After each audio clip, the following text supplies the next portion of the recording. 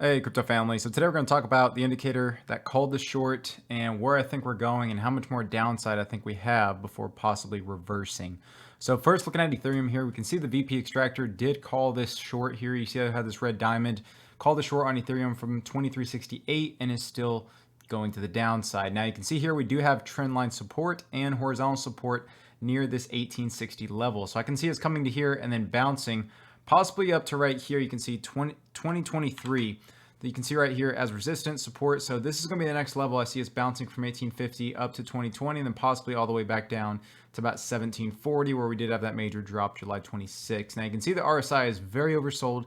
The MFI Pro is now oversold on the 4-hour, seeing that we could very well have a bounce very soon. So keep in mind possibly DCAing into this long and then also taking profits if we do have a little bounce there as well. Now looking at Bitcoin, so Bitcoin is having a rocket on the 4-hour for the VP extractor. So last time we had a rocket here, we went from 33,400 all the way to a high of 35,000. So that's little over, call that about an 8% move there. So not too bad, but again, you have to keep an eye on that. The RSI is pointing to the downside and the MFI Pro is starting to curve back to the downside. So possibly waiting until we can test this trend line support here near 31,400. But again, it is at that inflection point right now at 33,000.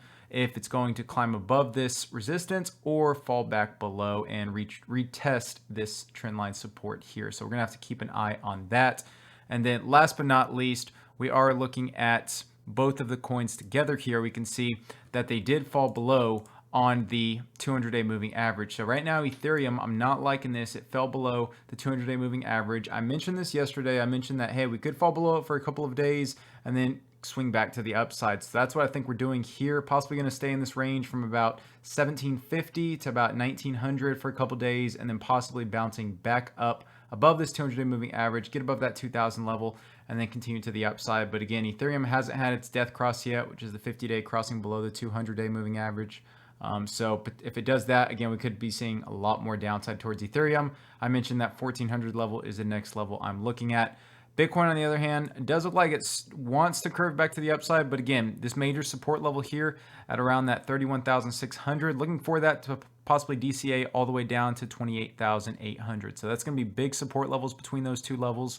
And then again, reclaiming above that 50-day moving average, because you can see here that 50-day blue line, once it got above that, it kept holding that as support. So that's the biggest thing, is once we reclaim that, holding that 50-day moving average as support, and hopefully we can see that. But with that, if y'all enjoyed the video, please give it a like. Please comment if you have any questions about the indicators I use, or if you enjoy my Discord group or talk about my portfolio and my TA.